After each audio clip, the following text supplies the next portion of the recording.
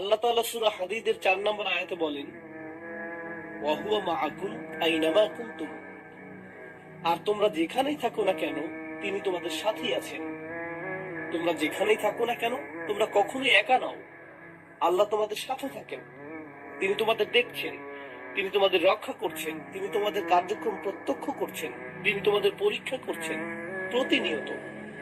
আমি কখনোই একা নই। আমি আমার রুমের ভিতরে একা নই, আমি আমার ক্যাম্পাসে একা নই, আমি আমার গাড়ির ভিতরেও একা নই। আমরা কখনোই নিঃসঙ্গ নই।